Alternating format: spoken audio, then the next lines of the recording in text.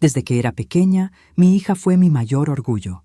La vi crecer con una serenidad que siempre me conmovía. No era una niña difícil, ni rebelde, ni de esas que buscan atención a cualquier precio. Era discreta, constante, sensible. Siempre tenía una sonrisa amable y una mirada que reflejaba más madurez de la que correspondía a su edad. Cuando terminé mis años en la policía, después de 3 décadas de servicio, sentí que por fin podría dedicarle tiempo a la vida civil, a las cosas simples, al silencio. Pero mi verdadera misión seguía siendo ella. Mi hija era lo único que me importaba. Dediqué años a su educación, a inculcarle valores de respeto, justicia y, sobre todo, dignidad. Nunca imaginé que algún día tendría que recordarle esos valores para salvarla de algo tan oscuro. La conocí siendo niña, pero la admiré cuando se hizo mujer. Cuando empezó a trabajar, veía en ella una fuerza parecida a la mía, aunque más tranquila. Ella no necesitaba levantar la voz para hacerse escuchar. Bastaba su manera de mirar. Cuando me habló de su nuevo compañero, me dijo que trabajaba en la policía, igual que yo lo había hecho. Pensé que era una señal de destino, que al menos, estando con alguien de la fuerza, estaría protegida. No imaginé que el uniforme que para mí siempre había significado justicia, para él sería un escudo para el abuso. Al principio todo parecía correcto. Era amable, atento, servicial, me trataba con respeto y siempre tenía palabras educadas. Se ofrecía a ayudar con cualquier cosa, mostraba interés en nuestras conversaciones. Su presencia no me causaba desconfianza, aunque había algo en su forma de mirar que nunca me gustó del todo. Había en su sonrisa algo calculado, algo que parecía medido. Pero preferí no darle importancia. Pensé que era un exceso de mi experiencia, la deformación profesional que te deja tantos años entre delincuentes y mentiras.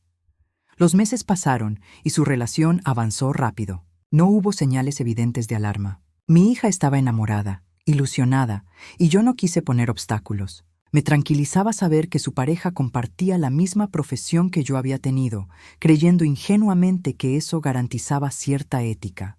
Se casaron con una ceremonia sencilla. Ella parecía feliz, radiante, aunque en sus ojos había algo que me costaba descifrar. Una especie de brillo contenido, como si dentro de su alegría hubiera una parte que no terminaba de soltarse. Pero lo atribuía al cansancio o a los nervios.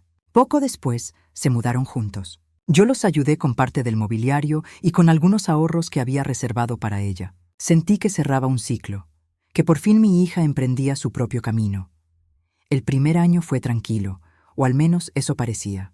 Nos veíamos con menos frecuencia, lo cual me parecía normal. Ella estaba construyendo su hogar y yo respetaba su espacio. De vez en cuando me enviaba mensajes cortos, fotos, pequeños gestos que me hacían sentir cerca, pero con el tiempo esa comunicación empezó a cambiar.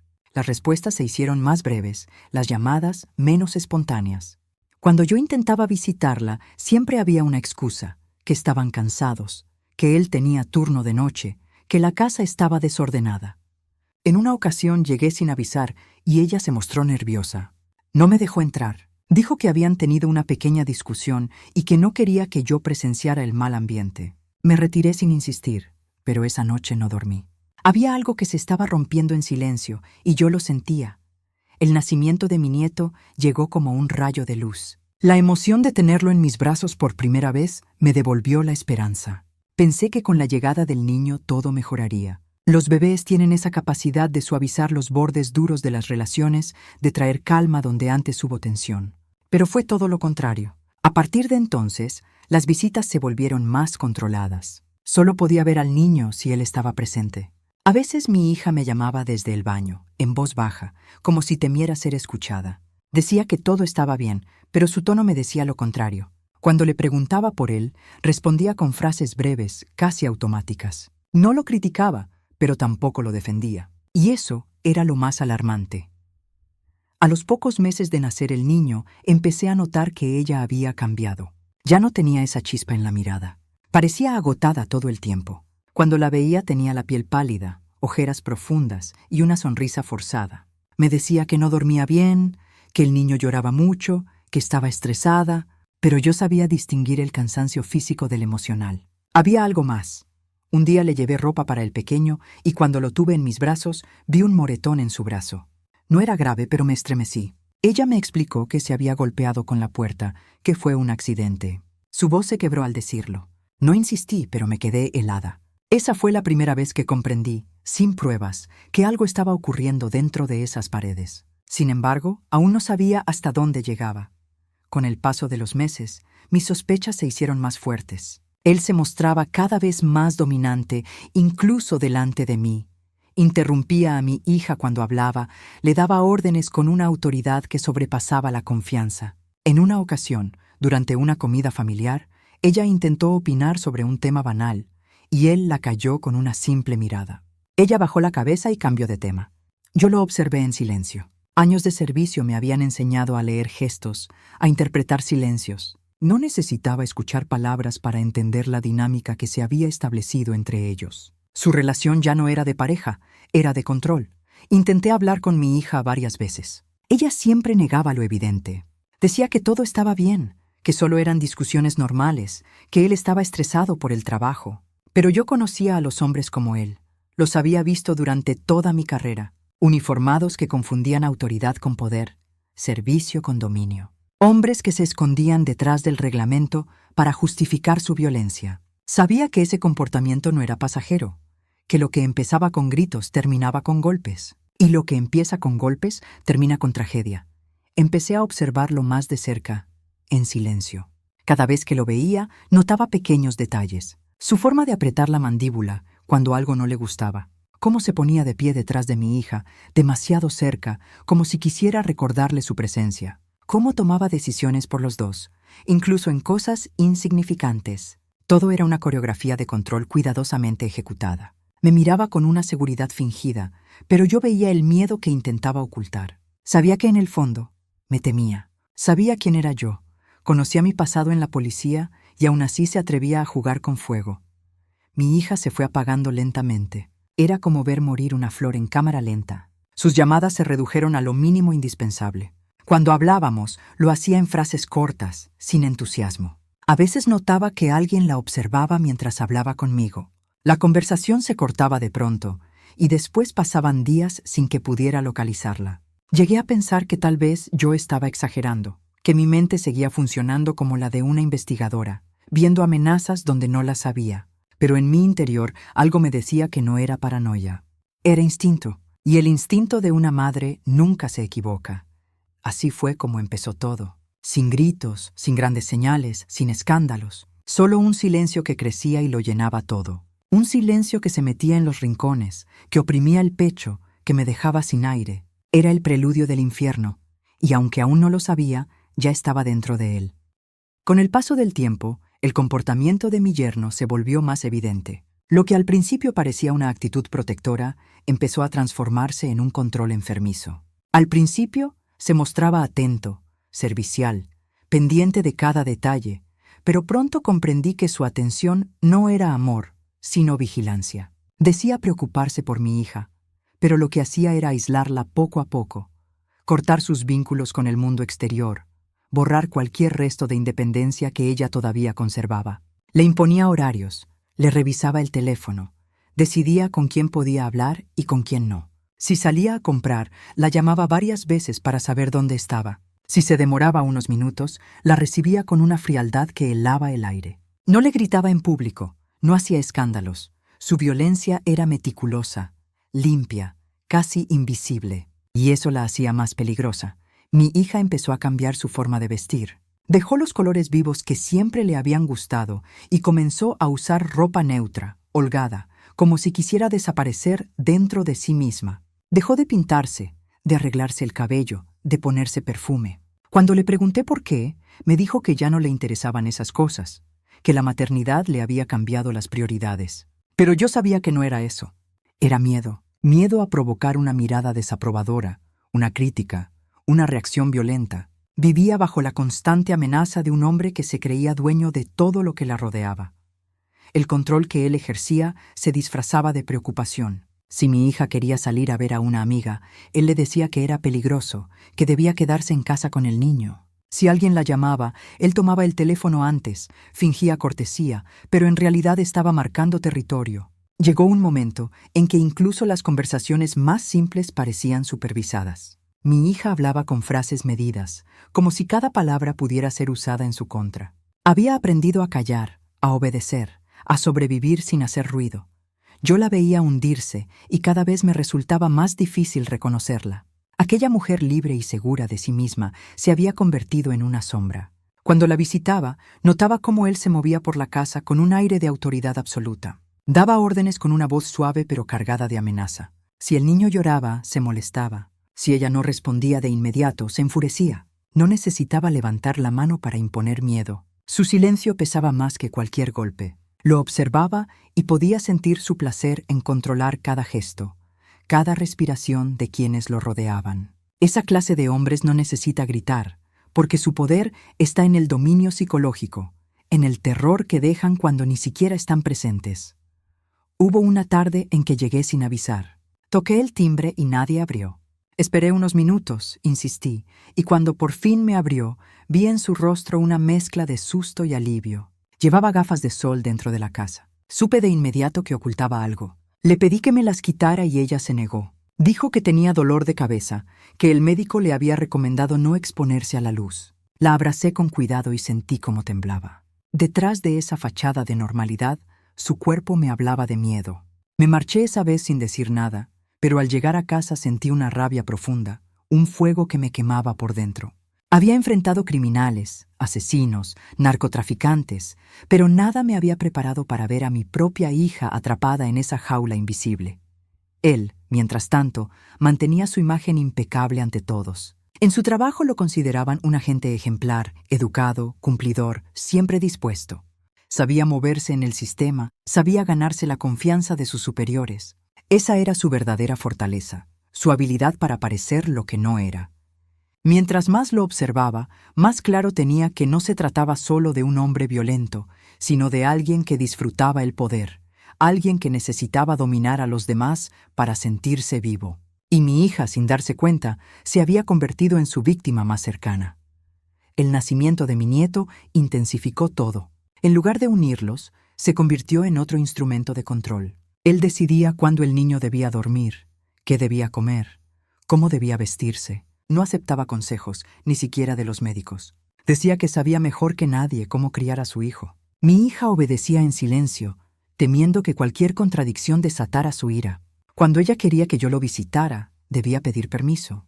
A veces él lo permitía, otras veces inventaba excusas. Decía que el niño estaba resfriado, que no era buen momento, que había que dejarlo descansar.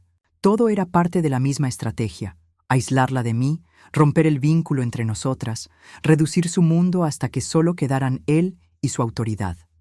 Cada vez que yo intentaba intervenir, encontraba un muro.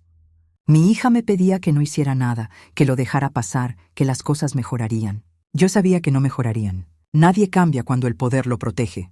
Pero decidí esperar, no por cobardía, sino por táctica. Sabía que si lo enfrentaba sin pruebas, él usaría su posición para volcar todo en mi contra. Era un juego de paciencia, y aunque me dolía verla sufrir, necesitaba tiempo.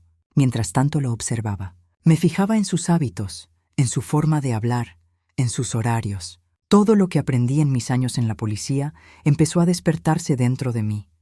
Ya no era solo una madre preocupada, era una investigadora en silencio. A veces pensaba en la ironía. Él se sentía intocable por su placa, por su uniforme, por el miedo que generaba. Creía que todos lo respetaban, cuando en realidad solo lo temían. No sabía que la mujer a la que amenazaba con su autoridad había dedicado su vida a desmantelar hombres como él. Yo conocía ese tipo de maldad. La había visto muchas veces en otros, escondida bajo las mismas palabras: deber, orden, familia. Siempre el mismo disfraz. La violencia doméstica no siempre grita. A veces se sienta a la mesa, sonríe y finge amar. Con los meses, mi hija empezó a enfermarse. No dormía bien, tenía ataques de ansiedad, perdió peso. A veces la llamaba y la escuchaba respirar al otro lado sin decir nada. Sabía que no podía hablar, que probablemente él estaba cerca. En esas llamadas mudas, me contaba todo lo que no podía poner en palabras. Yo respondía con silencio también, para no ponerla en riesgo. Era nuestro código secreto. Así aprendimos a comunicarnos, entre pausas, entre respiraciones, entre lo que no se dice. El niño crecía en ese ambiente cargado de tensión. A veces, cuando lograba verlo, notaba que también estaba asustado. No lloraba cuando debía, no reía como los demás niños. Observaba mucho, como si entendiera demasiado pronto lo que era el miedo. Eso me partía el alma. Cada visita era un ejercicio de contención. No podía decir nada que delatara a su madre.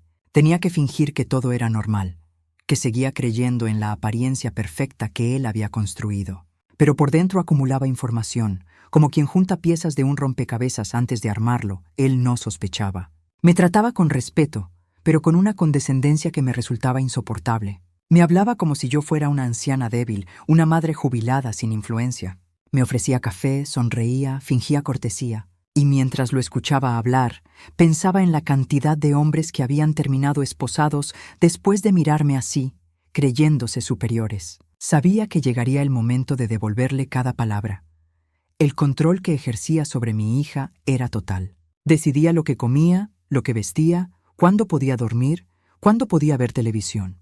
Todo estaba bajo su mando. Mi hija había dejado de ser una mujer libre para convertirse en una prisionera con la puerta abierta, demasiado asustada para cruzarla. Él había construido su prisión con palabras dulces, con gestos calculados, con la amenaza constante de perder a su hijo.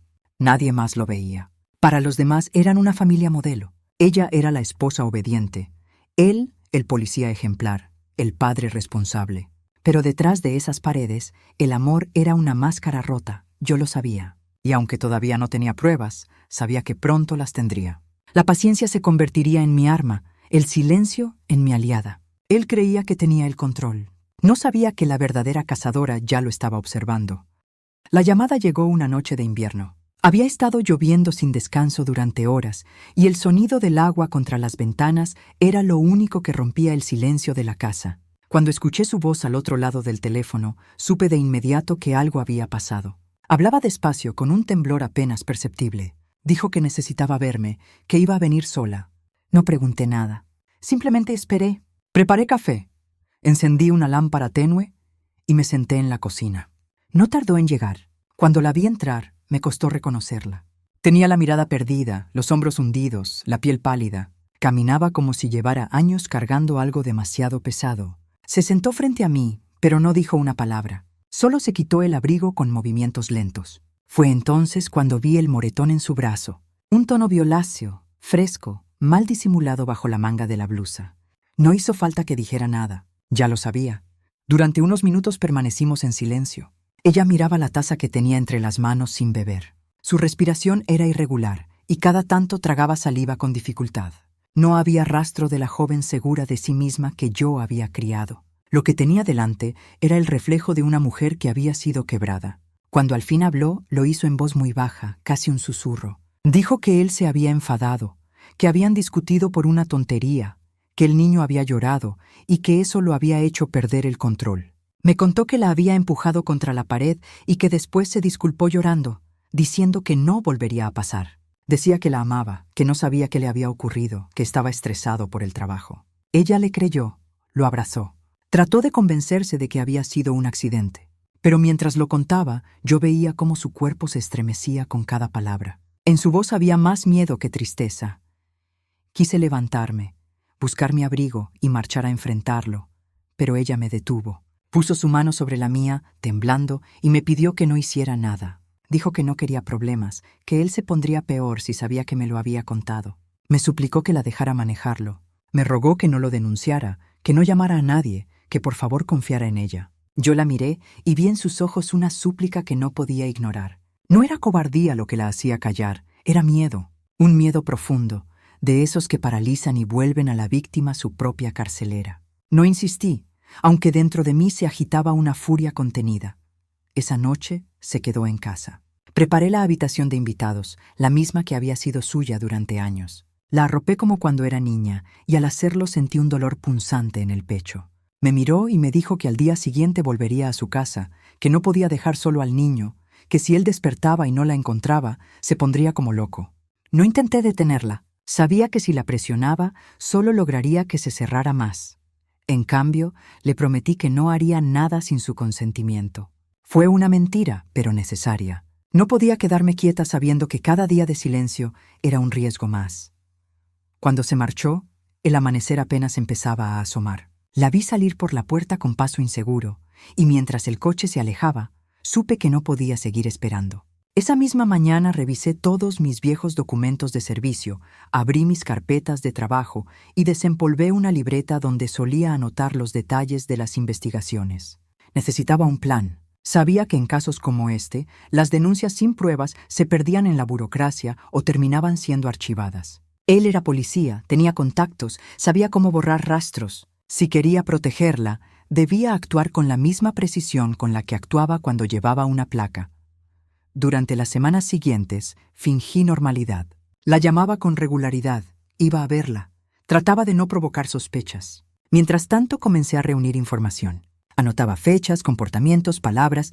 Cada detalle, por insignificante que pareciera, podía servir después. Empecé a visitar discretamente a algunos vecinos del edificio, antiguos conocidos que vivían cerca. No les dije quién era él, pero escuché sus comentarios. Algunos mencionaban ruidos extraños, discusiones, golpes de objetos contra las paredes. Nadie se atrevía a intervenir. En esos testimonios silenciosos encontré la confirmación de lo que ya temía. Mi hija seguía negando que la situación fuera grave. Decía que estaban mejorando, que él había prometido cambiar. Me hablaba de las flores que le llevaba, de los regalos, de las cenas repentinas, como si quisiera convencerme de que todavía quedaba algo de amor. Pero lo que yo veía era el ciclo del maltrato en su forma más pura. La violencia, el arrepentimiento, el perdón y luego la repetición. La trampa estaba cerrada y ella no podía salir. Cada intento de hacerlo la hacía volver con más miedo, con más dependencia. Yo la veía caer y cada vez me resultaba más insoportable no intervenir. Una tarde me llamó para decirme que él había decidido que ya no podía visitarme tan seguido. Aseguró que necesitaban espacio para su familia. Fue su forma de decirme que él estaba cerrando el cerco. Me contuve, no le respondí con rabia, aunque dentro de mí se acumulaba la impotencia. Acepté en silencio, porque sabía que cualquier gesto impulsivo podría volverse en su contra. Pero esa noche tomé una decisión definitiva. No esperaría más confesiones. No esperaría a que me pidiera ayuda. Actuaría sola.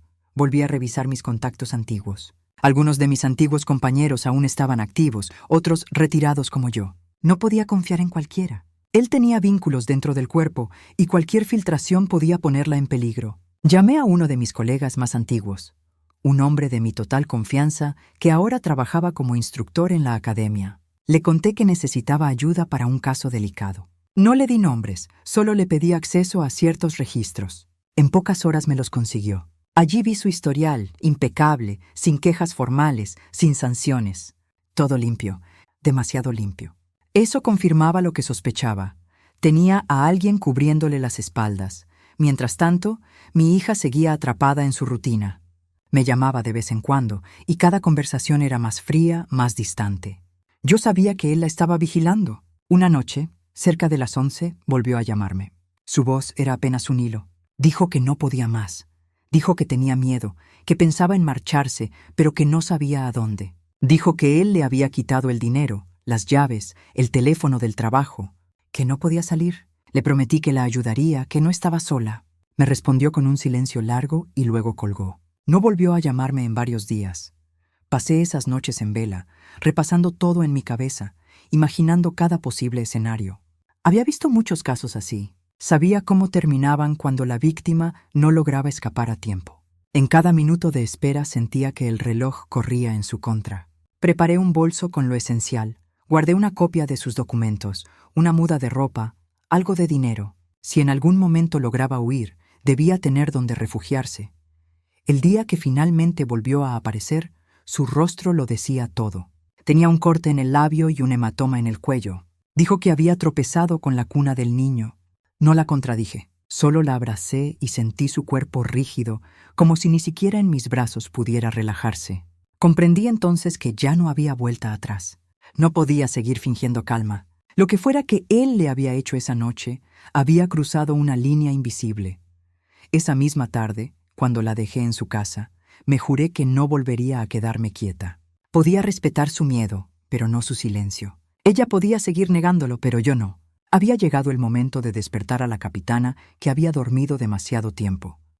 Él apareció una tarde sin previo aviso. Llegó con el uniforme puesto, como si viniera de patrullar, con el rostro serio y los ojos fijos, como quien ha decidido algo.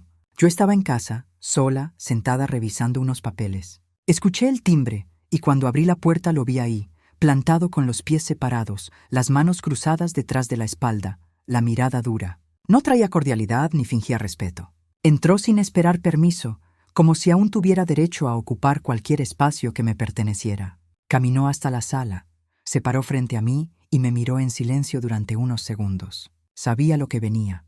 Lo había previsto desde que empecé a moverme por fuera de su campo de visión. Cuando habló, lo hizo con una voz baja, firme, sin matices. Dijo que si me volvía a acercar a su mujer o a su hijo, si volvía a meterme donde no me llamaban, me iba a arrepentir. Dijo que tenía contactos, que sabía cómo hacer que las personas desaparecieran del sistema. Dijo que podía armarme una causa con solo una llamada, que tenía compañeros dispuestos a firmar cualquier denuncia. Me miraba a los ojos mientras decía esas cosas, como quien cree que infunde miedo solo con abrir la boca. Lo dejé hablar. Lo observé sin moverme. Tenía el cuerpo tenso, como si esperara una reacción, una respuesta, una amenaza de vuelta. No la tuvo. Solo me limité a escuchar. Cada palabra que pronunciaba era una confirmación de lo que ya sabía. Su ego estaba hinchado por años de impunidad. Se había convencido de que nadie podía tocarlo. Dijo que yo no entendía en qué me estaba metiendo, que él no era cualquier agente, que tenía influencia, que sabía cómo funcionaba el juego. Me advirtió que si seguía interfiriendo en su familia, me iban a acusar de acoso, de obstrucción, de todo lo que se les ocurriera, que había formas de neutralizar a alguien sin dejar huellas. Terminó su discurso con una sonrisa amarga y un comentario que no olvidaré nunca. Dijo que la cárcel no era lugar para una anciana retirada, pero que si insistía, acabaría mis días sola y olvidada en una celda. Después se giró, caminó hasta la puerta y salió sin mirar atrás. Cerré la puerta con tranquilidad. Me quedé de pie un instante, repasando cada una de sus amenazas, repitiéndolas en mi mente, guardándolas en un rincón frío y ordenado de mi memoria. No me temblaban las manos, no sentía miedo. Sentía una calma extraña, como la que sentí tantas veces en operativos de alto riesgo. Ese tipo de silencio interno que aparece cuando todo lo demás ya está decidido. Él creía que había marcado territorio, que su discurso arrogante y sus advertencias veladas iban a detenerme. No sabía con quién hablaba. Me senté de nuevo. Abrí la libreta que había estado usando para documentar todo y comencé a escribir. Transcribí palabra por palabra lo que me había dicho, tal como lo había hecho cientos de veces con los criminales a los que interrogué en mis años de servicio. Anoté la hora, su actitud, su tono, cada detalle de su comportamiento. Sabía que esa amenaza era lo que necesitaba para avanzar un paso más. Ya no se trataba solo de proteger a mi hija. Ahora se trataba de responder a una provocación directa. Había entrado en mi casa, me había desafiado en mi propio terreno. Eso no lo iba a dejar pasar. Sabía que si quería actuar, debía hacerlo con precisión quirúrgica. No podía fallar, no podía cometer errores. Él no era un delincuente común. Conocía el sistema, conocía las lagunas de la ley, sabía cómo torcer los procedimientos a su favor. Había que construir el caso con el doble de cuidado. No bastaba con una denuncia, necesitaba pruebas sólidas, irrefutables, documentadas, organizadas, suficientes para cerrar cada vía de escape. Me puse en contacto con un viejo compañero que ahora dirigía una unidad especial.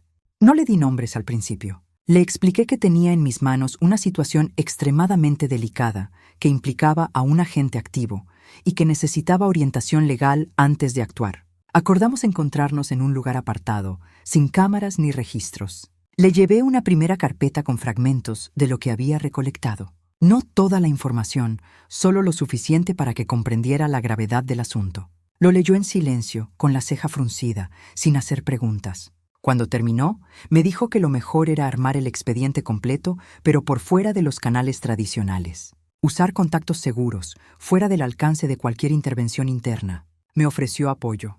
Acepté. Esa misma noche instalé una pequeña cámara en la entrada de mi casa. No era la primera vez que lo hacía. Durante años utilicé ese tipo de dispositivos para registrar movimientos en operaciones delicadas. También reforcé la seguridad, cambié las cerraduras, revisé el sistema eléctrico. No me fiaba de él. Sabía que podría intentar algo más. Con hombres así, no existen las amenazas vacías. Al día siguiente, pedí acceso a una red segura que todavía conservaba por mi antiguo rango. Empecé a rastrear sus movimientos, a documentar todo lo que pudiera servir. turnos asignados, tiempos de patrullaje, informes médicos falsificados, licencias breves por lesiones inventadas. Su expediente parecía limpio, pero en los márgenes encontré irregularidades. Gastos en efectivo que no cuadraban con su salario, cambios de turno inesperados, reportes de llamadas perdidas en servicios nocturnos. Cada pieza era parte de un patrón, y yo sabía cómo armar el puzzle. Mientras tanto, mi hija seguía atrapada. A veces llamaba con excusas solo para escucharme. Hablábamos del niño, del clima, de banalidades. En medio de esas conversaciones dejaba pistas, como si no pudiera decir lo que realmente pensaba, pero aún así necesitara contarme algo. Yo las entendía. Sabía que estaba bajo vigilancia constante. No podía decirlo en voz alta, pero en cada pausa encontraba un grito contenido. El niño, mi nieto, empezaba a mostrar signos de ansiedad. Lo notaba cuando lo veía. No hacía contacto visual, evitaba los abrazos, tenía un nerviosismo extraño en los movimientos. Me partía el alma, pero también me daba fuerzas. Sabía que lo que estaba haciendo no era solo por mi hija, era por él, para que no creciera en medio de ese veneno, para que tuviera una oportunidad de vivir sin miedo. El siguiente paso era obtener audio y video. Instalé una grabadora portátil en una muñeca del niño. Era discreta, no levantaba sospechas. Programé el dispositivo para activarse con sonido. Lo hice con cuidado, sabiendo que debía proteger tanto al niño como la integridad de las pruebas. Las primeras grabaciones fueron inquietantes. No se oían golpes, pero sí gritos, amenazas, palabras llenas de desprecio. Su voz sonaba distinta, más cruda, más real. No era el agente educado que los demás conocían. Era otra cosa, algo oscuro, algo enfermo. Volví a ver a mi hija. Me dijo que él estaba más nervioso últimamente, que dormía mal, que empezaba a sospechar que algo no iba bien. Me pidió que no le diera motivos para enfadarse. Me lo pidió con los ojos, con un miedo que me quemaba. Le aseguré que todo estaba tranquilo. No sabía que, en ese mismo momento, ya tenía recopiladas más de 30 horas de audio, 12 fragmentos de video, 5 testimonios indirectos y una línea de tiempo que conectaba cada hecho. Ya no era una madre furiosa. Era una oficial construyendo un caso. Con cada documento, con cada minuto grabado, con cada dato verificado, me acercaba más a ese momento que él jamás vio venir. Había cometido el error de amenazar a alguien que llevaba décadas armando expedientes para desmantelar criminales. El mismo error que cometen los hombres pequeños cuando se sienten intocables. Él creyó que con una visita arrogante y palabras vacías podía borrarme del mapa. Lo que hizo fue activar la parte de mí que no conocía límites cuando se trataba de proteger a los míos. El día que cruzó mi puerta creyendo que me había vencido, fue el día que firmó su sentencia. Mi vida entera la dediqué a la disciplina, al análisis minucioso, a la precisión que exige el trabajo bien hecho. No llegué a ser capitana por casualidad ni por cuotas. No fui mujer decorativa entre hombres con uniforme. Me gané cada ascenso con el doble de esfuerzo, el doble de resultados y el triple de resistencia. Me enfrenté a estructuras podridas desde dentro, a superiores que encubrían abusos, a compañeros que usaban la placa como escudo para sus cobardías. Vi de todo. Conocí lo mejor y lo peor del sistema. Aprendí a moverme en el barro sin ensuciarme. No me gustaban los reflectores ni los elogios públicos. Me importaba una sola cosa: que cada delincuente cayera donde tenía que caer, sin importar su rango, su apellido o sus relaciones. Eso me trajo enemigos, algunos muy poderosos, pero aprendí a hacerme temer sin necesidad de gritar. Mi método era otro: conocerlo todo, observarlo todo, documentarlo todo. La información era mi arma, y siempre, siempre disparaba sin fallar. Durante 30 años trabajé en unidades de investigación, delitos económicos, crimen organizado, violencia institucional.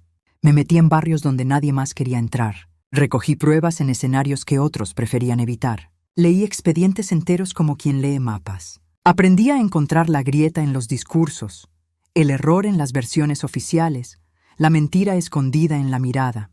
Tenía un equipo de confianza, reducido, gente que me respetaba porque sabían que no negociaba con el miedo. Había renunciado hacía años, no porque estuviera cansada, sino porque necesitaba otro ritmo. Había dado demasiado de mí al uniforme. Tenía que volver a ser madre, volver a vivir sin llevar una pistola en la cintura. Pensé que esa etapa había quedado atrás. Me equivoqué. Nunca se deja de ser policía cuando se ha hecho de verdad.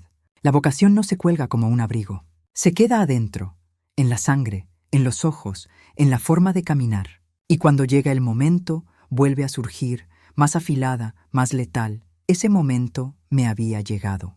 No por un caso, no por un encargo del cuerpo. Me llegó por mi hija, por mi nieto, por una amenaza directa que no podía dejar pasar. No iba a enfrentarme a un desconocido. Me enfrentaba a un enemigo dentro del sistema.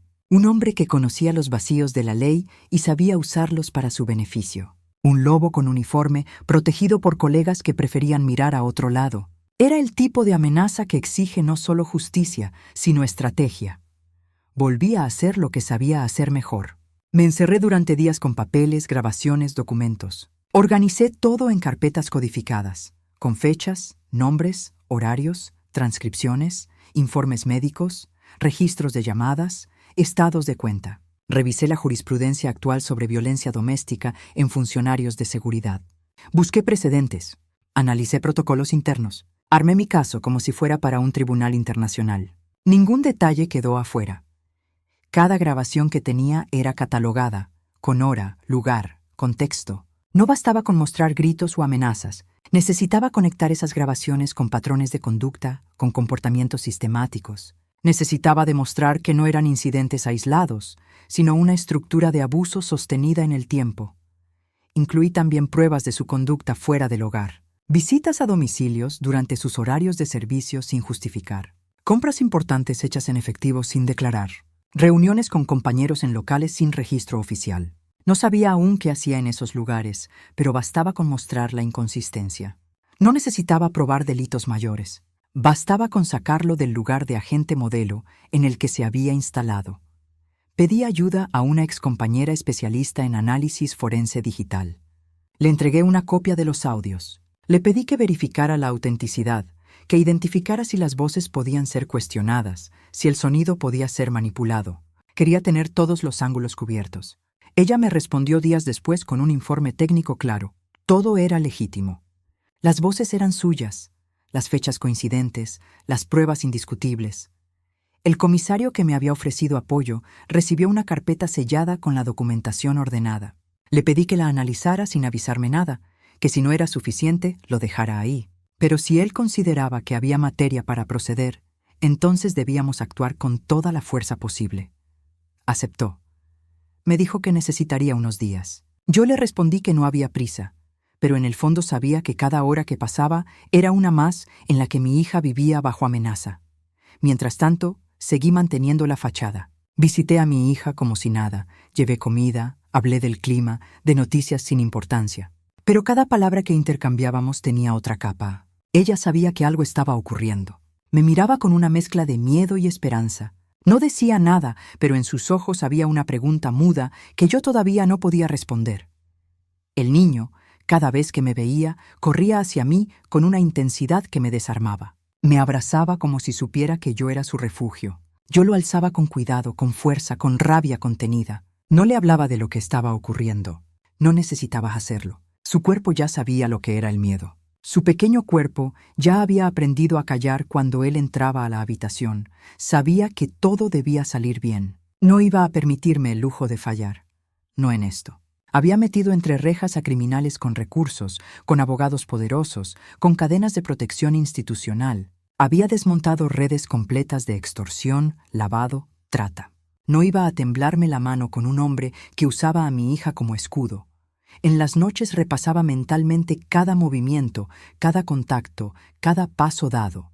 No había margen para errores. No podía confiar en todos, solo en unos pocos. Sabía que algunos de sus compañeros ya sospechaban que algo se cocinaba. Él también había empezado a actuar de forma más errática.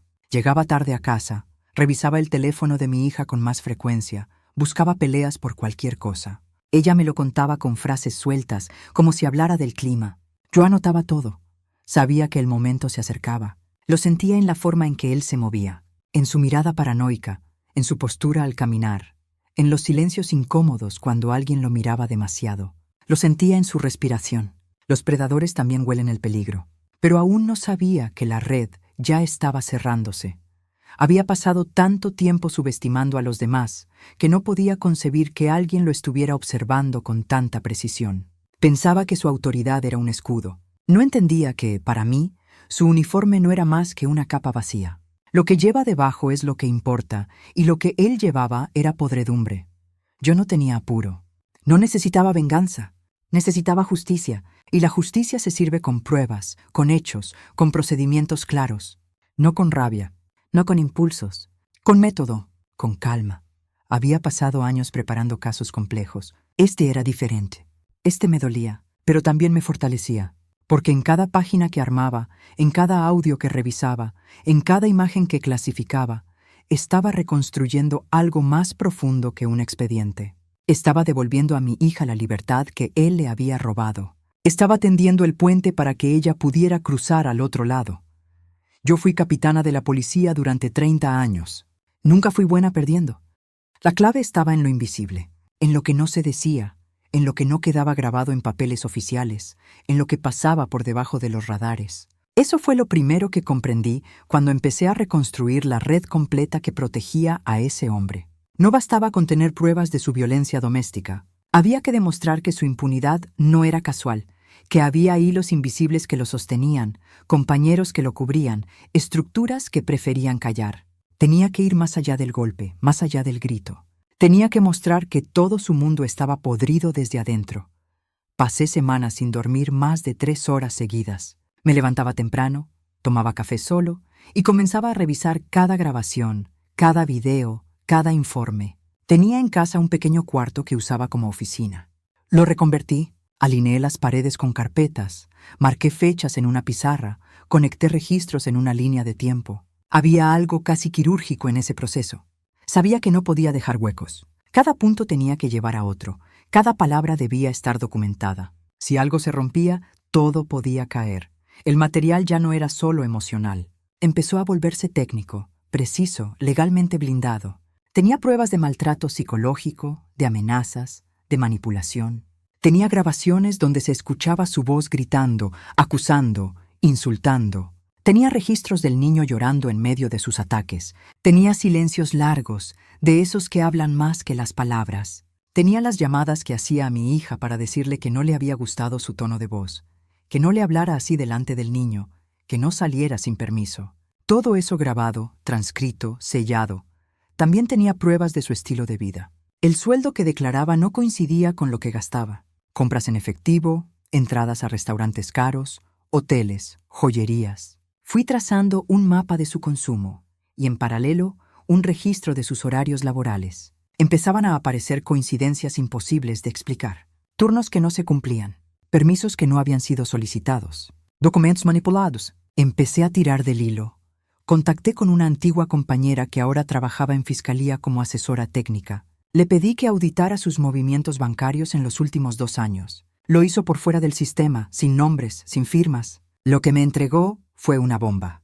Tenía ingresos sin justificar, transferencias sospechosas, depósitos desde cuentas de terceros. Nada directamente criminal, pero todo sumaba. Y yo sabía que lo importante no era solo lo que probaba, sino lo que insinuaba. Fui a ver a un antiguo instructor que se había convertido en una especie de sombra del sistema. Un hombre que nunca aparecía en las fotos, pero que sabía exactamente dónde mirar. Le conté lo que tenía. Le mostré una parte del expediente. Me pidió tiempo. A los pocos días volvió con algo inesperado. Resultaba que el yerno había intervenido en al menos 3 detenciones que habían sido cuestionadas internamente, aunque nunca salieron a la luz. En todas ellas, las víctimas retiraron la denuncia antes del juicio. Una de ellas, una joven de 23 años, había desaparecido del país sin dejar rastro. Busqué más, no encontré nada. El silencio era absoluto. Eso confirmaba lo que ya sospechaba. No era la primera vez que actuaba con impunidad. No era la primera vez que alguien lo protegía. Había tejido su propio manto de invisibilidad. Pero yo había aprendido a romper ese tipo de mantos. Sabía que la violencia siempre deja huellas, aunque los demás no quieran verlas. El dolor no se borra. Se esconde, se disfraza, se traslada, pero sigue ahí. Y yo estaba recogiendo cada partícula de ese rastro. Pedí copias de informes de intervenciones que él había firmado. Me fijé en las fechas, en los detalles mínimos. Había patrones, había frases repetidas, había informes calcados con días de diferencia. Busqué el sello. Era el mismo, firmas hechas en distinto papel, con tinta diferente, pero misma presión. No eran originales, eran fotocopias. Seguí. Busqué imágenes de cámaras de seguridad cercanas a los sitios donde decía haber estado de servicio. En varias no aparecía. En una en particular, durante un supuesto operativo, aparecía entrando a una tienda de ropa, vestido de civil, acompañado por una mujer que no era mi hija. La imagen era borrosa, pero suficiente para evidenciar que no estaba donde debía estar. Eso no probaba la violencia, pero sí destruía su coartada de agente ejemplar. Empecé a desmontarlo desde dentro. Volví a los audios. Escuché uno donde le decía a mi hija que ella no era nadie sin él, que no sabía cuidar ni de un perro, que si él la dejaba, terminaría pidiendo limosna. Otro en el que le ordenaba que no saliera de casa, que no abriera la puerta a nadie, que no se le ocurriera hablar con su madre sin su permiso. Tenía otro donde amenazaba con quitarle al niño si se atrevía a decir algo. Cada frase era una confesión, cada palabra una pieza más. Transcribí todo, palabra por palabra, silencio por silencio. Usé mi antiguo método, grabadora, auriculares, cuaderno, bolígrafo, línea por línea. Lo hice sola. Nadie más tocó ese material. No confiaba en nadie más para esa parte. Quería que todo estuviera bajo mi control. La cadena de custodia era fundamental. Si alguien intentaba desacreditarme, debía poder responder con precisión. No podía haber dudas. Paralelamente comencé a armar un segundo expediente, más reservado, con testimonios que no quería incluir todavía en la denuncia oficial. Algunos vecinos habían empezado a hablar. Sin saberlo, habían sido testigos de pequeños momentos de violencia. Gritos que atravesaban las paredes, portazos, llantos. Escucharon frases que no podían repetir del todo, pero recordaban el tono, la furia. No querían involucrarse directamente, pero me autorizaron a usar sus palabras como registros anónimos. También incluí copias de mensajes que mi hija me había enviado en las noches, siempre cortos, siempre disfrazados. Estoy bien, solo no puedo hablar ahora. No llames, por favor. El niño está durmiendo, hablamos mañana. Cada uno decía más de lo que parecía. Lo armé como una cronología emocional, un documento que mostraba cómo se fue apagando, cómo la voz se fue acortando, cómo el lenguaje se fue encogiendo. No eran solo textos, eran pruebas vivas de un proceso de anulación. Le entregué una copia del expediente a mi contacto en la unidad especial. Me dijo que lo llevaría a fiscalía con una nota confidencial. Había material más que suficiente para iniciar una investigación interna y una causa penal por violencia psicológica agravada, amenazas coactivas, abuso de poder y falsificación de documentos. Me pidió que me mantuviera a distancia durante unos días, que no hiciera nada más, que esperara. Acepté, pero no me relajé. Sabía que estaba en la parte más frágil del proceso. Todo podía quebrarse si alguien filtraba información. Sabía que él era capaz de cualquier cosa si sentía que estaba en peligro. Me preparé para eso. Instalé otro dispositivo de grabación en la entrada del edificio donde vivían. Puse uno en mi bolso. Llevaba todo encima. Mientras tanto, mi hija seguía sin saberlo todo. Solo me llamaba para hablar del niño. Yo le respondía con calma. Le hablaba del clima, de recetas, de cosas sin importancia, pero detrás de cada palabra le estaba diciendo que ya no estaba sola, que todo estaba en movimiento, que pronto terminaría. Lo que no se ve también deja rastro. Lo intangible, lo emocional, lo que se esconde en los gestos pequeños, en las pausas, en los suspiros, en las miradas perdidas, también habla. Y yo había aprendido a escuchar lo que no se dice, él nunca lo supo. Nunca imaginó que cada palabra que pronunciaba, cada amenaza, cada mentira, ya estaba registrada, archivada y en manos de quienes sabían cómo actuar. Se creía protegido, se creía inmune. No entendía que la mujer que había intentado asustar era la misma que había pasado la vida escuchando monstruos hablar con voz tranquila. Y los había hecho caer. A todos. Había llegado el momento de poner en movimiento a quienes sabían lo que estaban haciendo. Llevaba meses acumulando pruebas, cruzando datos, documentando la podredumbre. Cada audio, cada registro, cada testimonio, cada silencio estaba archivado con la precisión que solo dan los años de experiencia en la fuerza. Pero sabía que nada de eso tendría el peso necesario si no pasaba por las manos correctas. En un sistema donde el abuso se camufla entre protocolos, donde la impunidad viste uniforme, había que ser más certera que nunca. Un movimiento mal hecho podía arruinarlo todo. Por eso recurría a alguien que me debía mucho, pero más importante aún, alguien en quien confiaba sin margen de duda. Al comisario Álvarez lo conocí cuando aún era un joven oficial de ojos serios y lengua contenida.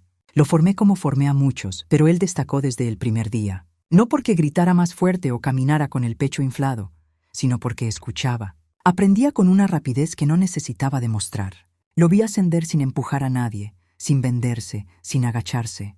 Cuando me retiré, él ya era inspector principal. Años más tarde, supe que había tomado el mando de una unidad interna que se ocupaba de investigar comportamientos sospechosos dentro del cuerpo. Sabía que era allí donde debía dejar mi carpeta. Pedí una cita sin explicar nada. Solo le dije que necesitaba hablar con él en persona y que era un asunto urgente. Me citó al día siguiente en su oficina, pero preferí no presentarme en el edificio. Le propuse encontrarnos en un café apartado, lejos de ojos y oídos institucionales. Aceptó sin hacer preguntas. Llevé conmigo una versión editada del expediente. No era todo, pero sí lo esencial. Los audios más claros, las imágenes más comprometedoras, las inconsistencias administrativas, las fechas, los nombres cruzados, los registros financieros. Llegó puntual, con su discreción habitual, sin uniforme, sin insignias visibles. Se sentó frente a mí, pidió café y esperó a que hablara. No hice introducciones innecesarias. Le entregué la carpeta. Le pedí que leyera. Lo hizo en silencio durante más de 20 minutos. Pasaba las hojas sin apuro, con el ceño fruncido, y de vez en cuando asentía. No me interrumpió en ningún momento. Cuando terminó, cerró la carpeta y la mantuvo entre sus manos sin soltarla. Me miró a los ojos como si buscara confirmar algo que ya intuía. No necesitó más explicaciones. Sabía exactamente qué significaba todo eso. Le dije que no quería venganza. Le dije que no buscaba arruinar una carrera. Le dije que mi único objetivo era proteger a mi hija y a mi nieto, y que si él decidía que no había suficiente para proceder, entonces me retiraría en silencio. No me creyó. Me miró con una leve sonrisa amarga. Sabía que no me retiraría. Sabía que yo no hablaba con medias tintas. Me dijo que lo iba a revisar todo con su equipo más reducido, los que no tenían vínculos con la zona donde trabajaba el yerno. Me pidió una semana. Le dije que tenía 3 días. Aceptó. Durante ese tiempo me mantuve en vigilancia. Revisé mis copias de respaldo, escaneé documentos, guardé versiones cifradas en discos externos. No confiaba en que el sistema no intentara protegerlo. Había visto demasiados expedientes desaparecer por presión interna, demasiadas denuncias desactivadas con una simple llamada. Me preparé para el caso en que todo se desmoronara, pero esa llamada no llegó. 3 días después, el comisario me escribió un mensaje corto. Solo ponía: «Tenemos que hablar». Es suficiente. Me citó en una oficina discreta que la unidad usaba para casos sensibles. No era una comisaría visible. Estaba en la parte trasera de un viejo edificio municipal, sin placas, sin cámaras, sin tránsito de personal. Entré por una puerta lateral. Me recibió solo, sin su equipo. Sobre la mesa tenía una copia del expediente que yo le había entregado, ahora ampliada con su propio trabajo. Habían cruzado mis pruebas con informes internos. Descubrieron otras 3 quejas nunca formalizadas de mujeres vinculadas al entorno profesional del yerno. Compañeras que habían sido cambiadas de turno después de discutir con él. Una incluso había solicitado traslado de unidad por motivos personales que coincidían con un expediente de sanción injustificada. No había denuncias, pero sí indicios. Todo empezaba a encajar. Me explicó que no podían detenerlo aún, pero que el proceso ya estaba en marcha. La fiscalía ya tenía conocimiento del caso. Me pidió que no hiciera ningún movimiento más, que no alertara a mi hija todavía, que no cambiara nada en la rutina. Me aseguró que una vez que tuvieran el aval judicial, procederían con todo el peso de la ley. Le creí porque conocía su mirada. Y porque esa carpeta ya no era solo mía. Esa misma noche reforcé la seguridad en casa. No porque creyera que él sospechara aún, sino porque entendía que, al sentirse acorralado, podía explotar. Tenía la reacción impredecible del cobarde con poder. Sabía que si notaba que algo cambiaba, podía volverse más peligroso. Me preparé para todo. Organicé un plan de contingencia en caso de que mi hija tuviera que salir de la casa con urgencia. Busqué un lugar seguro, limpio, alejado, donde pudiera esconderse con el niño si todo se complicaba. Preparé una mochila con lo indispensable. Dejé los documentos en regla, guardé copias médicas, registros escolares, todo lo que pudiera necesitar si debíamos actuar con inmediatez. El comisario me mantenía informada a cuentagotas. Me decía lo mínimo. Yo no preguntaba, confiaba en él, y eso no me pasaba con nadie más en esos momentos. Sabía que si me decía que el momento llegaría, era porque ya estaba cerca. Una madrugada me desperté con un presentimiento. Revisé el móvil. Un mensaje, una sola palabra. Listo, no necesitaba más explicaciones. Sabía que era el principio del final. Sabía que esa palabra era el cierre del cerco, el instante antes del golpe. Habían hecho todo sin filtraciones, sin avisos, sin errores. El yerno estaba siendo convocado para una reunión de procedimiento interno. Allí mismo se le notificaría la suspensión preventiva. A partir de ese momento su placa dejaría de protegerlo. No le avisé a mi hija. Todavía no. Sabía que debían actuar con ella al margen para no ponerla en peligro. Sabía que cuando él regresara, todo habría cambiado, aunque no lo supiera todavía. Sabía que era cuestión de horas para que el monstruo entendiera que su tiempo había terminado. Durante 30 años aprendí a ver el momento justo en el que una operación pasa de sigilosa a decisiva. Ese instante en que el enemigo cree que sigue en control, sin saber que está a segundos de caer. Esa mañana lo vi todo claro. No en sueños, no en ilusiones. Lo vi en la calle, en el ritmo de los autos, en el aire denso de la ciudad. Lo vi en la quietud que precede al derrumbe. Habíamos tendido la red. Y esta vez, él no tenía escapatoria. No hubo sirenas, no hubo gritos, no hubo espectáculo. Su caída fue silenciosa, quirúrgica, como debía ser. El sistema que él había usado durante años para protegerse, por fin empezaba a girar en su contra. La reunión que le notificaron esa mañana no fue como las otras. No era una más entre tantas. No era otro trámite interno para revisar informes. Cuando cruzó la puerta de la oficina regional, todavía creyó que tenía el control. Llevaba la chaqueta perfectamente abotonada, el peinado intacto, el rostro sereno de siempre. Nadie que lo viera esa mañana hubiera sospechado que estaba a minutos de perderlo todo. Lo hicieron sentarse, le ofrecieron agua, le hablaron con la misma cortesía que él conocía tan bien. Pero cuando sacaron la carpeta con su nombre en la tapa y comenzaron a leer los puntos uno por uno, esa máscara pulida empezó a resquebrajarse. No lo interrumpieron, no lo dejaron hablar. Cada documento estaba acompañado de una copia autenticada. Cada audio venía con su respectiva transcripción. Cada movimiento había sido verificado. Su rostro fue cambiando.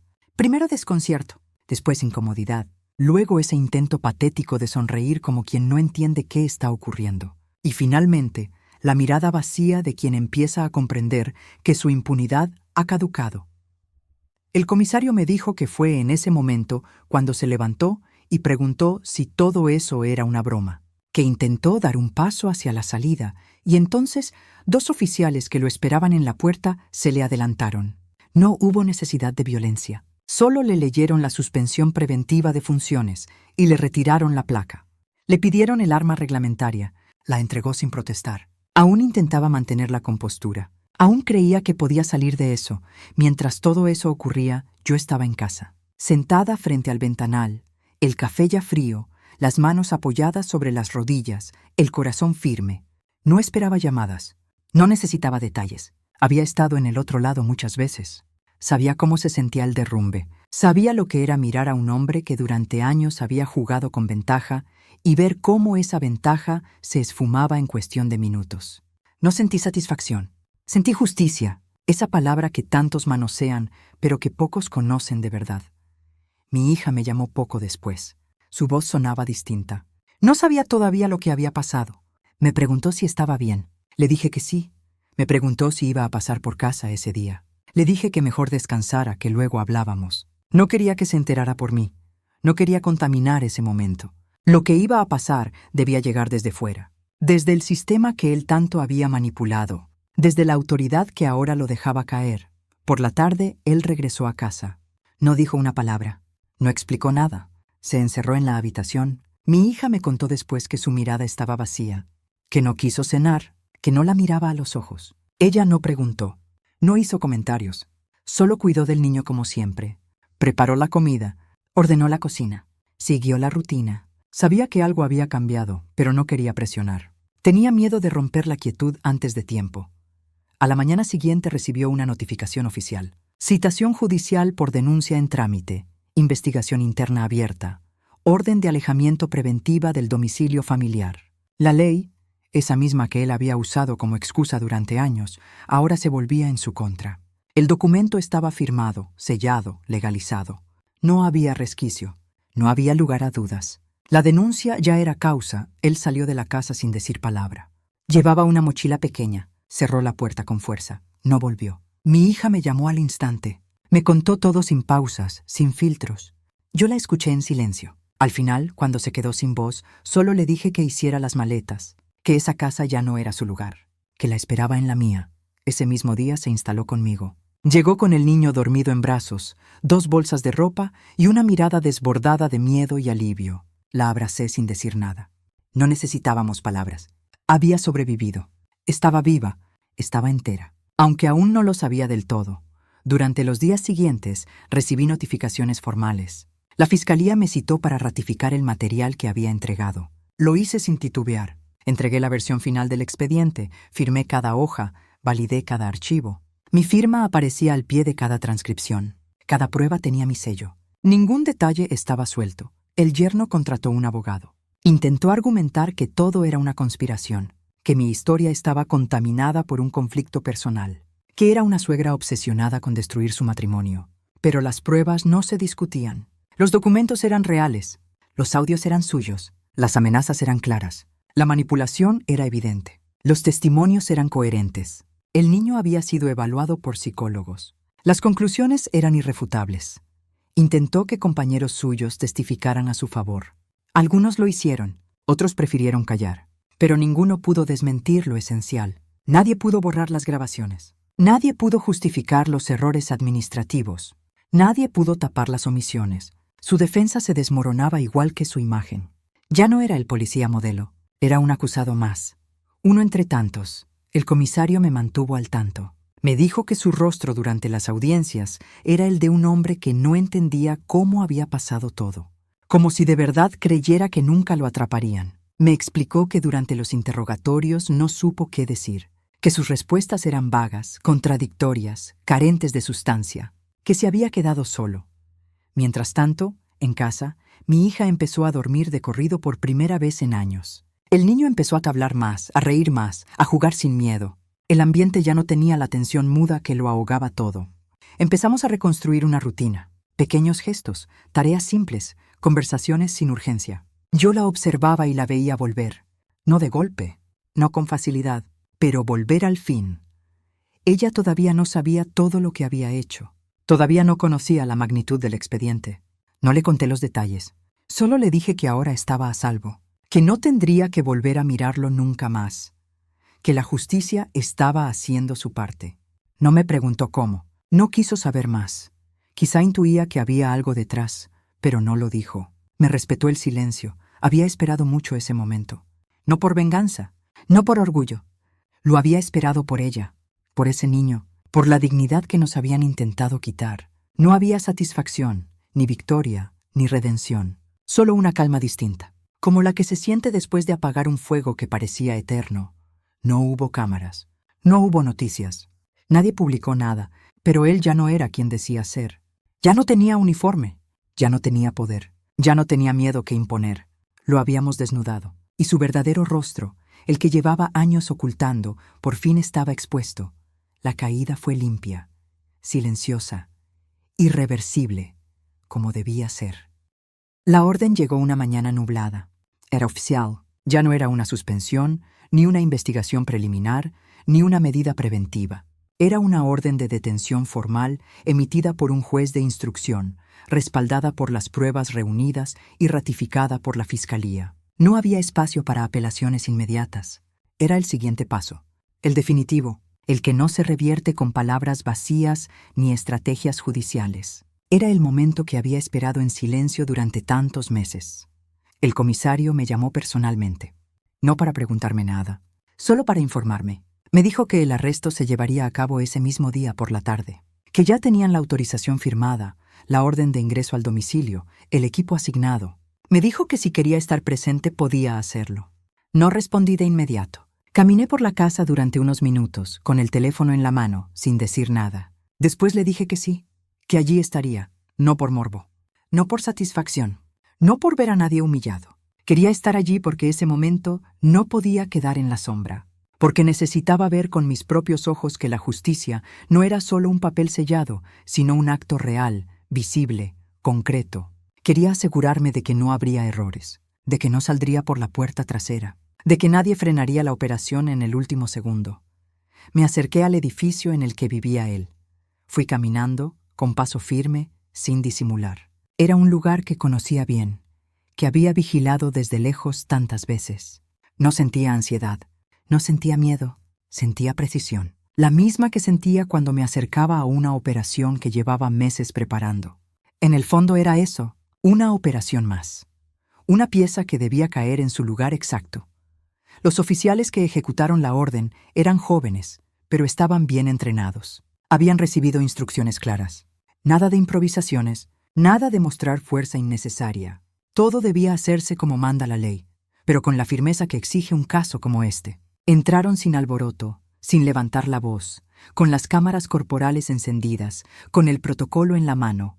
Él no se resistió. Según me contaron después, abrió la puerta con la misma expresión que había llevado los últimos días. Desorientado, confundido, como quien no termina de entender cómo ha perdido el control. Cuando le leyeron la orden, no dijo nada. Bajó la mirada, pidió hacer una llamada. Le dijeron que no, que eso vendría después, que ahora debía acompañarlos. Lo esposaron en silencio.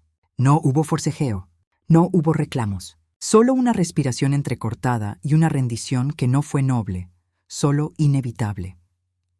Yo estaba en el exterior, a unos metros. No me escondí, no me mantuve en la sombra. Me mantuve erguida, visible, presente. Cuando lo sacaron del portal, me miró.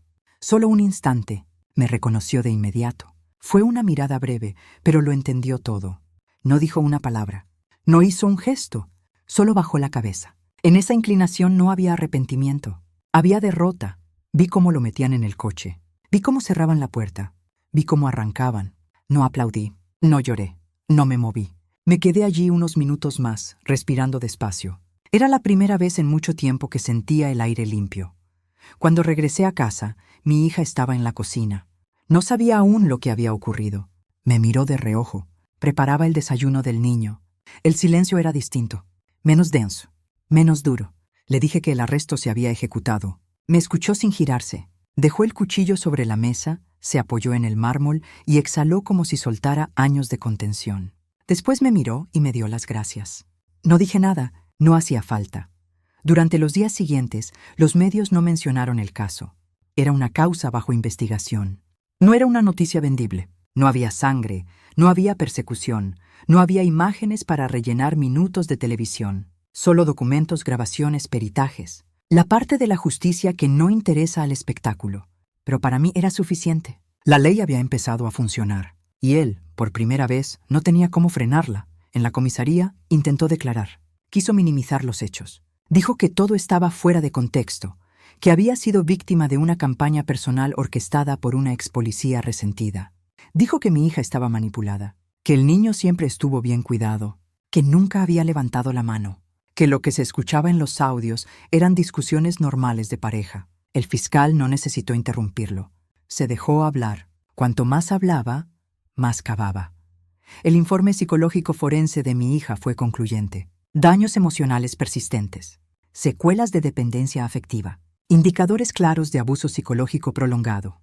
El del niño también. Ansiedad nocturna, hiperalerta, dificultades de apego. Todo estaba documentado. Todo era verificable. No eran interpretaciones, eran hechos. Su defensa pidió arresto domiciliario. El juez lo negó. Argumentó riesgo procesal, posibilidad de intimidación a la denunciante y peligro de fuga. El abogado protestó.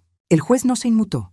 Confirmó la prisión preventiva en una unidad especial, no por su condición de exagente, sino por la gravedad del caso, por lo que representaba, por lo que había hecho. Mi hija no asistió a ninguna audiencia. No quiso verlo. No quiso escucharlo. Me dijo que prefería mantenerse lejos del proceso judicial, que lo único que necesitaba era saber que ya no tenía que temer. Lo acepté. Yo me ocupaba de los detalles. Ella de recomponerse. Empezó terapia. Se rearmaba de a poco. No de forma heroica, no con frases bonitas, con esfuerzo, con retrocesos, con días buenos y otros no tanto, pero se levantaba. Cada mañana, cada noche, con su hijo en brazos, con los ojos más limpios, con la voz más firme. El arresto no fue un final, fue un principio, el principio de algo que aún tenía que construirse. Pero ya no desde el miedo, ya no desde el silencio. Desde otro lugar, desde la verdad, yo lo vi caer, lo vi irse esposado, lo vi sin su uniforme, sin su soberbia, sin su escudo. Lo vi como lo que siempre fue, un cobarde disfrazado de autoridad, un abusador que creyó que nunca pagaría. Y lo más importante, lo vi desde mi lugar. No como víctima, no como suegra, no como madre dolida. Lo vi como lo que siempre fui. Capitana, observadora, precisa, incorruptible. Lo vi caer, y esta vez nadie lo detuvo. No hubo ceremonia, no hubo brindis ni palabras altisonantes. Solo una casa en silencio, con las luces encendidas, el aire tibio y los armarios ordenados. Un lugar donde ella pudiera dormir sin miedo, donde el niño pudiera reír sin que ese sonido se volviera una amenaza, donde no hiciera falta medir cada palabra antes de pronunciarla. Ese fue el nuevo hogar, una casa que ya conocía, pero que ahora se convertía en refugio, en trinchera y en punto de partida. Ella llegó con poco. Algunas bolsas de ropa, documentos, los juguetes favoritos del niño, un álbum viejo de fotos y un par de libros que no había querido dejar atrás. No hacía falta más, lo demás lo tenía yo. Las puertas abiertas, la comida hecha, las camas listas y sobre todo el tiempo. Tiempo para que sanara, para que respirara, para que volviera a descubrir qué significaba vivir sin una sombra detrás. Los primeros días fueron lentos. Todo era nuevo, incluso lo que antes era cotidiano. Se despertaba antes de que amaneciera. Caminaba por la casa en silencio. Se detenía junto a la cuna del niño aunque él no llorara. Abría la ventana y respiraba, como si el aire mismo necesitara ser probado. Yo no le decía nada, la dejaba moverse a su ritmo. Entendía que lo que estaba haciendo no era instalarse, era volver del infierno. Y nadie regresa ileso. El niño, por su parte, se adaptó más rápido. Como si su cuerpo supiera que ya no había tensión en el ambiente. Como si reconociera que los pasos que oía ya no eran los de un hombre que gritaba o golpeaba puertas. Empezó a comer mejor, a dormir mejor, a hablar con más soltura. Lo veía jugar en el suelo con bloques de madera, en silencio, concentrado. No buscaba atención, solo se permitía estar. Había estado demasiado tiempo reprimiéndose. Yo mantenía una rutina constante. Cocinaba a las mismas horas. Salía a hacer las compras temprano. No alteraba el ritmo de la casa. Sabía que en esa previsibilidad también se encontraba seguridad. No hacía preguntas, no pedía explicaciones. Si ella quería hablar, me escuchaba. Si no, seguíamos con el día. A veces me ayudaba en la cocina. Cortaba verduras en silencio. Otras veces se sentaba en el comedor con una libreta y dibujaba, sin intención artística, solo por vaciar la cabeza. El niño la buscaba todo el tiempo. La abrazaba con fuerza. La miraba con una mezcla de apego y alerta, como si todavía tuviera miedo de que ella desapareciera. Las noches eran más difíciles. Había momentos en los que se despertaba agitada, sin gritar pero con el cuerpo tenso. Caminaba por el pasillo como si buscara una salida que no necesitaba. A veces entraba en mi habitación, se quedaba en la puerta y me decía que no podía dormir. No decía por qué. No hacía falta. Le ofrecía una manta y nos sentábamos en el sofá. Tomábamos té. Nos quedábamos calladas hasta que los ojos se le cerraban de nuevo. Era un proceso, largo, pero estaba avanzando. Ella empezó a asistir a sesiones con una psicóloga que conocía desde mis años en la fuerza.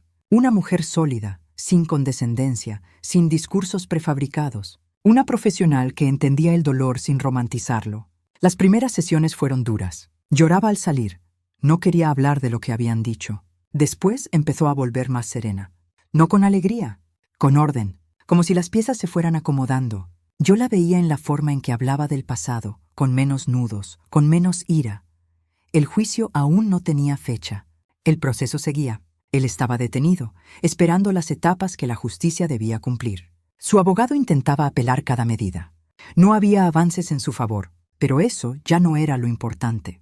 Lo esencial era que él estaba lejos, sin poder, sin acceso, sin voz. Recibimos un aviso del juzgado. Ella debía declarar oficialmente. Era una formalidad. La acompañé sin entrar. Esperé afuera durante más de una hora. Cuando salió, tenía el rostro cansado, pero no vencido. Me dijo que había contado todo, que no se guardó nada, que fue duro pero necesario. Le puse una mano en el hombro. Caminamos en silencio hasta el coche. Empezó a escribir. No como terapia, como descarga. Llenaba hojas con lo que recordaba. No con estilo, no con orden, solo palabras. Me mostró algunos fragmentos. No le sugerí nada. No corregí. Era su manera. Decía que era la única forma que tenía de darle forma a lo que había vivido. De entenderse. De entenderlo. De entender por qué había aguantado tanto. Yo pasaba los días entre tareas simples. La casa, las compras, el jardín. Pero con la atención siempre puesta. Sabía que aunque él estaba bajo custodia, sus restos seguían flotando. La memoria no desaparece con una orden judicial.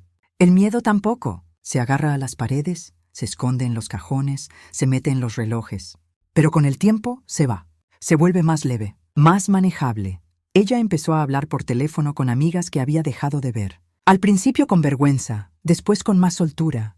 Volvió a interesarse por su profesión. Preguntó por cursos, por posibilidades de trabajar desde casa.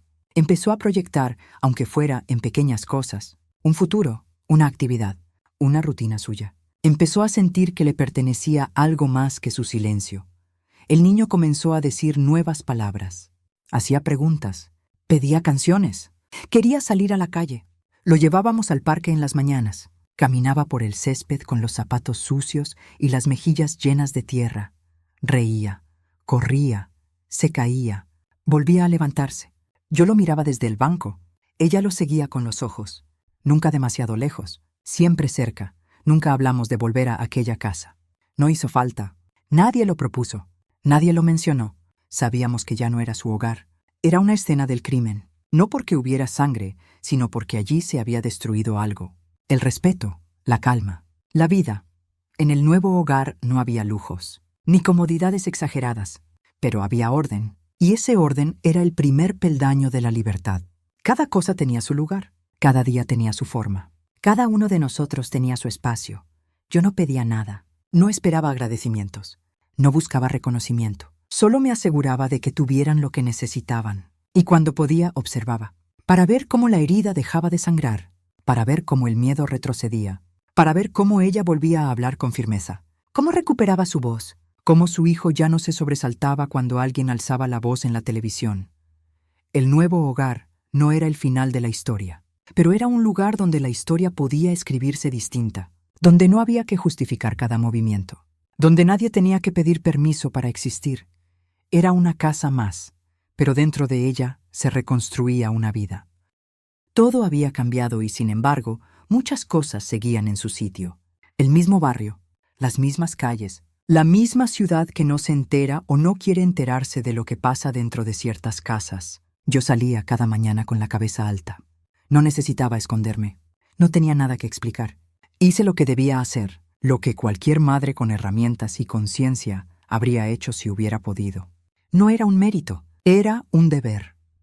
Pasaron los meses y el caso avanzó lento, como todos los casos importantes. El proceso judicial tenía su propio ritmo, sus demoras, sus tecnicismos. Él seguía detenido. Cada recurso que presentaban era rechazado.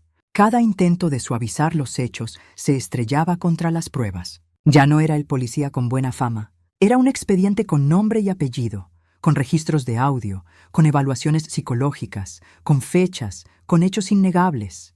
Se había convertido en aquello que más temía, un hombre descubierto. A mi hija no le interesaba saber cada novedad del proceso. No preguntaba por plazos. No quería saber si iría a juicio oral o si aceptaría una condena en abreviado. Decía que todo eso le pertenecía a otra etapa, a otro tiempo. Lo importante era que ya no tenía que mirar por encima del hombro. Que ya no vivía midiendo sus palabras, que podía dormir sin sobresaltos y despertarse sin miedo. El niño comenzó el jardín. El primer día fue difícil. Se aferró a ella con fuerza. Lloró, no quería soltarla, pero ella no tembló. Le habló al oído, lo abrazó, le dio su mochila y lo vio entrar. Se quedó en la puerta hasta que lo perdió de vista. Luego caminó hasta casa con paso lento pero firme. No lloró, no se quebró. Era su primer acto de madre libre. Y ella lo supo. Yo seguía con lo mío, la casa, las cuentas, las visitas a la fiscalía cuando me citaban como testigo. No me pesaba. Era parte del camino, un camino largo, áspero, que exigía entereza todos los días. Pero ya no caminaba sola, ni a ciegas, ni en silencio. Hubo tardes en las que me sentaba frente a los archivos y pensaba en todo lo que había reunido.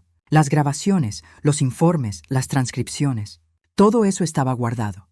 No por rencor, no por si acaso. Estaba guardado porque formaba parte de algo más grande, de una historia que no debía repetirse, de una memoria que no se podía borrar. Nunca más permitiremos que alguien como él tenga poder sobre alguien como ella. Nunca más dejaremos pasar una amenaza como si fuera un mal momento. Nunca más vamos a disfrazar el control con preocupación. Nunca más vamos a llamar amor a la posesión, ni obediencia a la anulación. Nunca más vamos a permitir que un uniforme sirva para esconder una vida podrida. Ella ya no es la misma. Su voz es otra, no más fuerte, más clara. No necesita levantarla. Le basta con decir lo que piensa sin pedir permiso.